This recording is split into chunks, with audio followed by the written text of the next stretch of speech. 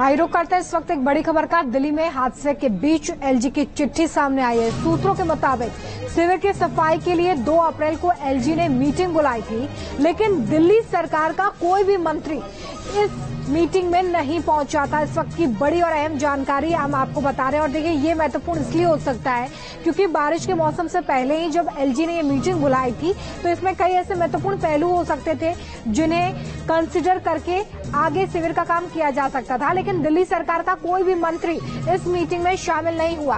अब हम आपको 2 तस्वीरें दिखाते हैं, कैसे एक तरफ सरकारी लापरवाही की वजह से बच्चों की मौत हुई, तो वहीं दूसरी तरफ अब जाकर प्रशासन जागा है और अतिक्रमण पर बुलडोजर एक्शन हो रहा है। लेकिन बड़ा सवाल यह है कि काश बुलडोजर पहले चल जाता तो 3 छात्रों की जान बच जाती। अगर अतिक्रमण पहले ही हटा लिया जाता तो कोचिंग सेंटर में पानी नहीं पहुंचता और छात्रों की जान बच जाती, उन्हें अपनी जान नहीं गंवानी पड़ती।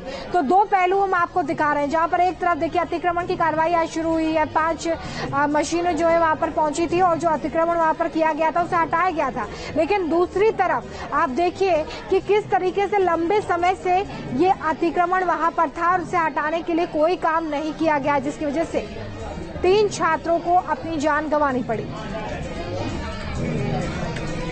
इसी खबर पर ज्यादा जानकारी के साथ सहयोगी अमित चौधरी हमारे साथ जुड़ गए। सीधे अमित का रुख करते हैं हम।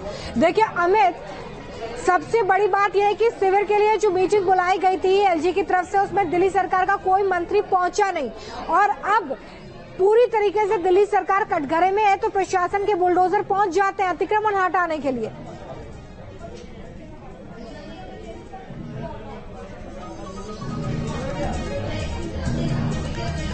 ने जो कहा वो बिल्कुल सही कहा कि ये बुलडोजर अगर इससे पहले अगर चला होता तो शायद 3 बच्चे की जान नहीं गई होती। वो जो बेसमेंट में लाइब्रेरी चलाया जा रहा था, जो अभी सील किया गया है, अगर ये पहले किया गया होता तो शायद अभी वो 3 बच्चे जो अपने भविष्य को संवारने के लिए दिल्ली आए हुए थे, शायद वो यहाँ पर अभी भी मौजूद होते। लेकिन ये पहले नहीं किया गया, समय रहते नहीं किया गया, जो काम अब किया जा रहा है। बिल्कुल दूसरा आपने कहा कि बिल्कुल एलजी ने बुलाया था, बिल्कुल एलजी की तरफ से बुलाया गया था, लेकिन कोई भी कहा गया है कि उसमें कोई भी अधिकारी या नेता नहीं उसमें शामिल हुए थे। लेकिन अब वार पलटवार चल रहा है। अब एलजी के तरफ से अलग तरीके का बयान आया है। उन्होंने सीधे तौर पे कहा कि भाई हमने बुलाया था लेकिन कोई भी उसमें शामिल नहीं हुआ था। अब आम आदमी पार्टी बीजेपी पर आरोप लगा रही है, तो लगातार देखिए आरोप प्रति आरोप का दौर जो है वो जारी है। लेकिन फिर से सवाल वही है कि